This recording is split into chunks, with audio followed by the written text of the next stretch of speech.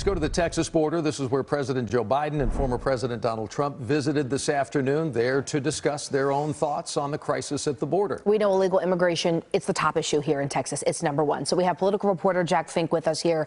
Two different policy stances here, two different men. What are they saying, Jack? Well, Nicole and Doug, as the number of migrants at the southern border has surged to record numbers, the debate over illegal immigration has intensified. Both President Joe Biden and former President Donald Trump, the two leading presidential candidates this November, are far apart on this issue.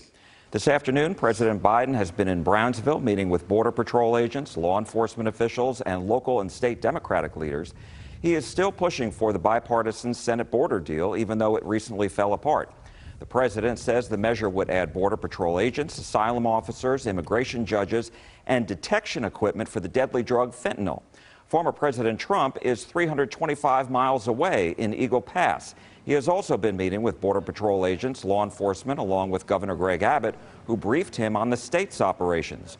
Mr. Trump and Republicans have criticized the bipartisan border security deal, saying it would allow as many as 5,000 migrants to cross into the U.S.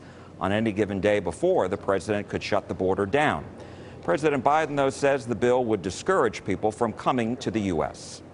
The person who's thinking about entering the United States understands the cases to be decided in a few weeks or months instead of 5 to 7 years. They're less likely to come in the first place. They're not going to pay the cartels thousands of dollars to make that journey. 3 years ago, we had the most secure border in history. Brandon was saying it. The general was saying it. We had the most secure border, and people weren't coming because they knew they weren't going to get in. And we weren't promising free education, free medical, free everything. The former president has said he would crack down on illegal immigration on his first day if he's elected and ramp up mass deportation efforts.